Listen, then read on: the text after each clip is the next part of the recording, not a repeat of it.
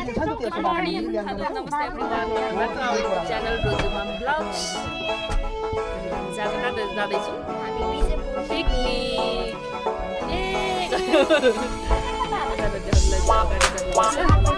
हाम्रो कति एक गाडी कि दुई गाडी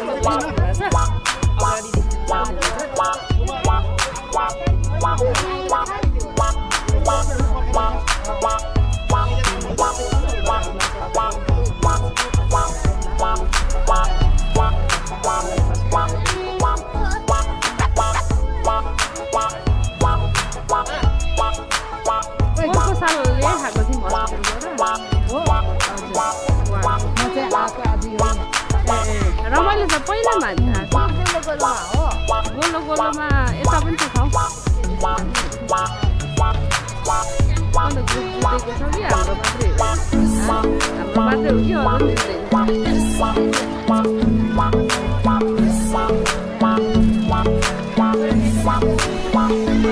अरू अहिले पुगेर आउनु टोइलेट हुन्छ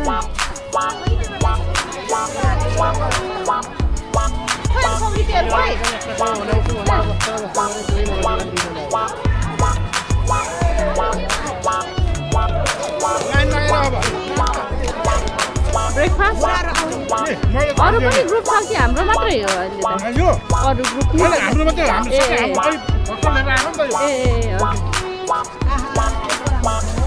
आउनु छोरा आऊ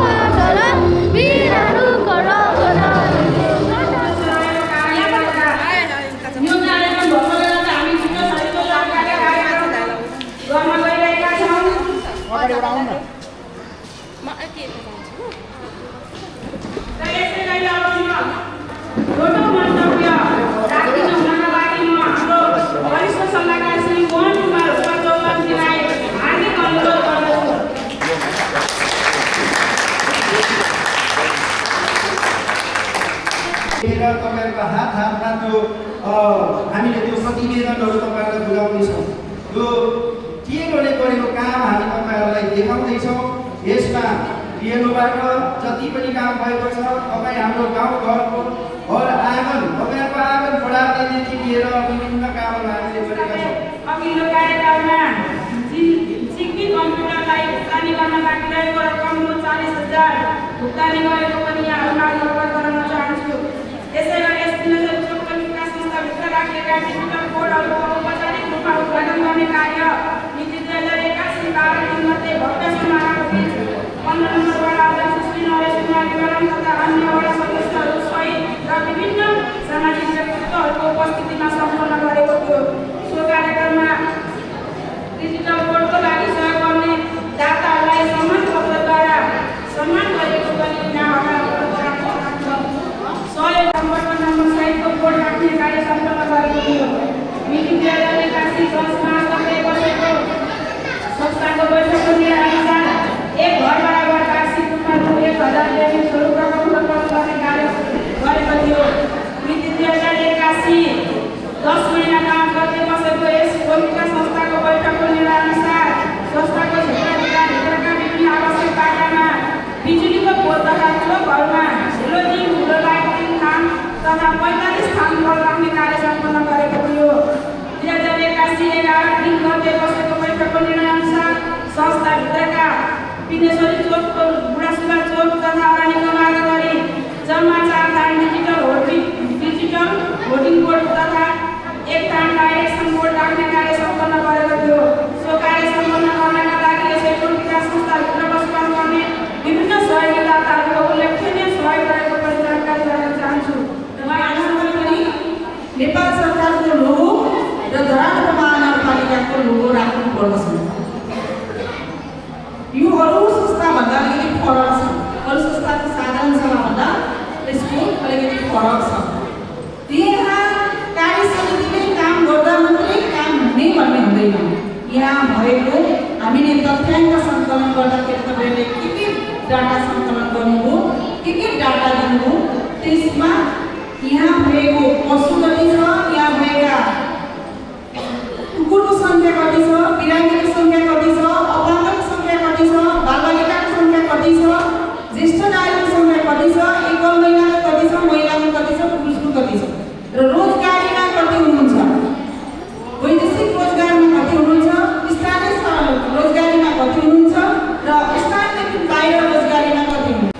सरकारले गर्ने भन्दा पनि तपाईँले बेसी गर्नुभएको देखिएको छ स्थानमा, आफ्नो वरिपरिमा। यो कार्यको लागि तपाईँहरू सबैले हातमा हात जोडाउनु भएको कार्यमा म सम्मान व्यक्त गर्न चाहन्छु र आभार व्यक्त गर्न चाहन्छु। सँगसँगै धन्यवाद पनि दिन चाहन्छु।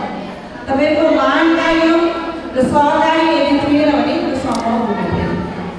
सम्भव तपाईँको हातमा हात, साथमा साथ र काँधमा काँध जोडिनुभयो, मनमा धनले सहयोग गर्नुभयो अनि काम सम्पन्न भयो। र यहाँ आज रमाउन पनि आउनु भएको छ। सबैलाई नाच्न मन होला भन्नु सहित राख्नु भएको छ। डाटा सङ्कलनको आधारमा र तपाईँले दिनुभएको दस्तावेजको आधारमा वडाले प्रमाणीकरण गरेर इन्ट्री गर्ने गर्दछ। नेपाल सरकारको सबभन्दा बलियो संस्था कुन रह्यो? टोल विकास संस्था रह्यो। टोल विकास संस्थाले जति दैलो काम गर्यो, जतिलाई सेवा सुविधा दिन तत्पर रह्यो, जोड्यो, त्यति नै नेपाल सरकारको सेवा सुविधा जोडिएको छ। यसको कार्यविधिमा अलिकति यहाँकै सुझाव अन्तर्गत अहिले हामीले संशोधन गर्न गइरहेका छौँ। पहिले 14 बुँदामा थियो भने अहिले 17 र 18 मा कति के गर्ने भनेर संशोधनहरू हालेका छौँ। अलिकति संशोधनले केही मात्रामा काम गर्न फराकिलो बनाइदिएको छ।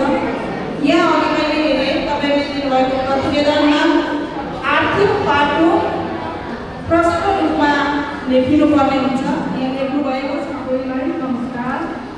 यस साधारण सभाका अध्यक्षज्यू, प्रमुख अतिथिज्यू, आमन्त्रित अतिथिज्यूहरू, उपस्थित सम्पूर्ण यस टोल विकास संस्था अन्तर्गत रहने सम्पूर्ण महानुभावहरूमा आज हामी यस विदेशरी टोल विकास संस्थाको वार्षिक साधारण सभा सम्पन्न गर्न गइरहेका छौँ। सन्दर्भमा म संस्थाकी कोषाध्यक्ष मन्त्री तराईको तर्फबाट सबैमा हार्दिक स्वागत गर्न अभिवादन गर्न चाहन्छु र यो टोल विकास संस्थाको दोस्रो अधिवेशन बस्दा भएको आर्थिक गतिविधिको आयोग्य प्रतिवेदन यहाँहरूको बिचमा प्रस्तुत गर्ने अनुमति चाहन्छु। आयतर्फ वार्षिक निर्माणबाट 1,50,400, CCTV सहयोगबाट 1,08,000।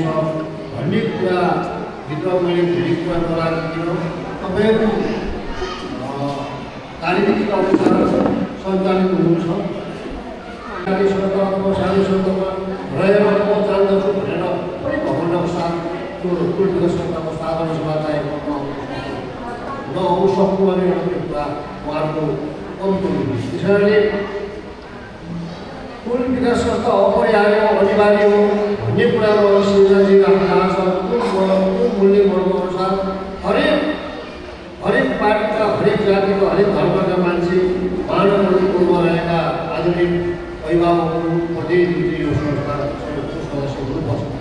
संस्थाको सदस्य थिएन भने राज्यको प्राप्त गर्ने सेवा सुविधा कुनै कुराहरू प्राप्तिको लागि पनि वञ्चित हुन्छ। त्यतिखेर कुनै पार्टी र जाति धर्मको संस्थाको सिपाहीमा काम हुँदैन। त्यही नेपालको संविधान उल्लेखनीय हिसाबले एकदम जनप्रिय संविधान बनिएको छ। त्यो संविधान मूल्यवर्ग अनुसार अहिले पहिलो स्टेजको मजदुर विकास संस्था सञ्चालनमा छ। यो धरानमा मात्रै होइन, अझै यो यस विदेशी चुक्रोल विकास संस्थाको अध्यक्ष म दीपक राईको तर्फबाट हार्दिक सेवा र नमस्कार भन्न चाहन्छु। साथै आज हामीले तेस्रो वार्षिक साधन सभा गर्न सफल भएका छौँ। साथै हामीले एक काम दुई पन्थ भनेर हामीले पिकनिकको आयोजना गरेका थियौँ र यस हाम्रो कार्यक्रमलाई भव्यताका साथ सम्पन्न बनाइदिनुको लागि सम्पूर्ण टोलवासी आमा बुवा दाजुभाइ तथा दिदीबहिनीहरूले हामीलाई अहिलेसम्म साथ सहयोग गरिराख्नु भएको छ र साथै हाम्रो भगवान रूपी हाम्रो सम्पूर्ण टोलवासी हामीलाई यस अहिलेसम्मको कार्यक्रममा आर्थिक सहयोग पुर्याउनु हुने, भौतिक सहयोग पुर्याउनु हुने सहयोगीदाताहरूप्रति पनि हामी धन्यवाद व्यक्त गर्न चाहन्छौँ र यस कार्यक्रम यो तेस्रो वार्षिक सभा साधन सभा गर्दाखेरि उहाँले पुर्याउनु भएको योगदानको हामी कदर गर्दै हामीले विभिन्न कार्यक्रमहरू गरिसकेका छौँ। त्यो हामीले भनिराख्नु पर्ने मैले जरुरी थाहा छैन। सबै आय व्यय, आर्थिक आय व्यय हिसाब किताब कति आयो कति व्यय भयो भन्ने कुरो हाम्रो कोषाध्यक्षज्यूले प्रश्न गरिसक्नु भएको छ।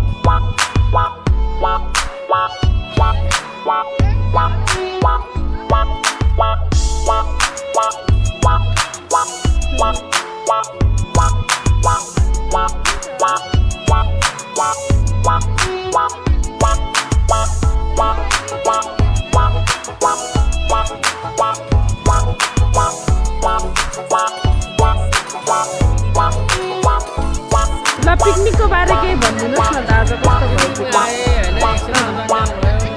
एकछिन मात्रै यहाँ सुतिहालेँ म